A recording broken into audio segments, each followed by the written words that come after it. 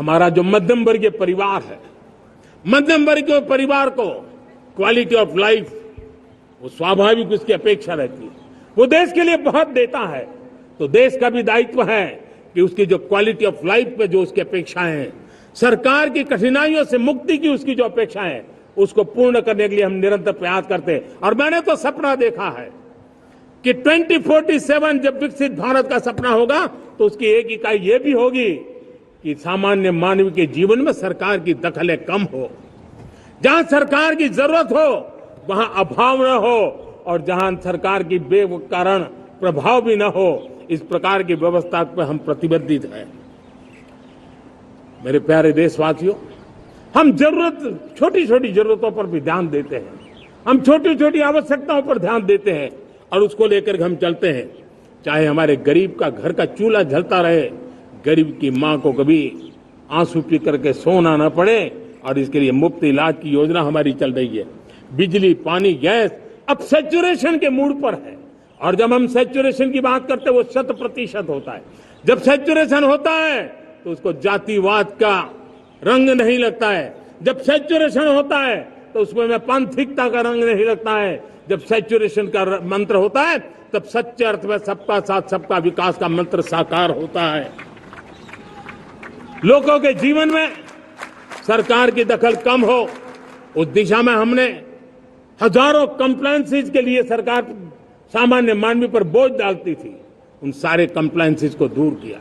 हमने देशवासियों के लिए 1,500 से ज्यादा कानूनों को खत्म कर दिया ताकि कानूनों की जंजाल के अंदर देशवासियों को फंसना न पड़े।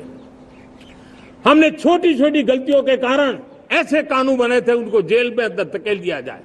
हमने उन छोटे छोटे कारणों से जेल जाने के जो परंपराएं थी उन सारे कानूनों को नष्ट कर दिया और उसको कानूनों को जेल भेजने के प्रावधान को व्यवस्था से बाहर कर दिया है। आज हमने जो आजादी की विरासत के गर्व की बात हम जो करते हैं, सदियों से हमारे पास जो क्रिमिनल लॉ थे, आज हमने उसको नए क्रिमिनल लॉ जिसको हमने न्याय संहिता के रूप में, और जिसके मूल में दंड नहीं पर नागरिक को न्याय, इस भाव को हमने प्रबल बनाया है। ईज ऑफ लिविंग बनाने के लिए देशव्यापी मिशन में काम करे। हर लेवल पर मैं सरकार के प्रतिनिधियों का आह्वान करता हूं। मैं जनप्रतिनिधि, वो किसी भी दल के क्यों न हो, किसी भी राज्य के क्यों न हो, सबसे आग्रह करता हूं कि हमने एक मिशन मोड में ईज ऑफ लिविंग के लिए कदम उठाने चाहिए। मैं हमारे युवाओं को, प्रोफेशनल्स को, सबको मैं कहना चाहता हूं, आप अपने स्थान पर जहां पर आपको छोटी छोटी दिक्कतें होती है, आप उसके सॉल्यूशन को लेकर के सरकार को चिट्ठी लिखते रहिए। सरकार को बताइए कि बिना कारण की कठिनाइयां है उसको दूर करने से कोई नुकसान नहीं है। मैं पक्का मानता हूं आज सरकारें संवेदनशील है। हर सरकार, स्थानीय स्वराज्य की संस्था होगी या राज्य सरकार होगी या केंद्र सरकार होगी, उसको तवज्जो देगी। गवर्नेंस में रिफॉर्म्स, ये हमें विकसित भारत 2047 के सपने के लिए हमने उसको जोर लगा करके आगे बढ़ाना होगा, ताकि सामान्य मानवी के जीवन में अवकाश ही अवकाश पैदा हो, रुकावटें खत्म होती चली जाए। नागरिकों का डिग्निटी ऑफ सिटीजन, नागरिकों के जीवन में सम्मान मिले। डिलीवरी के संबंध में कभी किसी को ये कहने की नौबत ना आया कि ये तो मेरा हक था कि मुझे मिला नहीं, उसको खोजना न पड़े। सरकार के गवर्नेंस में डिलीवरी सिस्टम को और मजबूती चाहिए। आप देखिए, देश में जब हम रिफॉर्म की बात करते हैं, आज देश में करीब 3 लाख संस्थाएं काम कर रही है, चाहे पंचायत हो, नगर पंचायत हो, नगर पालिका हो, महानगर पालिका हो, यूटी हो, स्टेट हो, डिस्ट्रिक्ट हो, केंद्र, छोटी मोटी 3 लाख करीब इकाइयां हैं।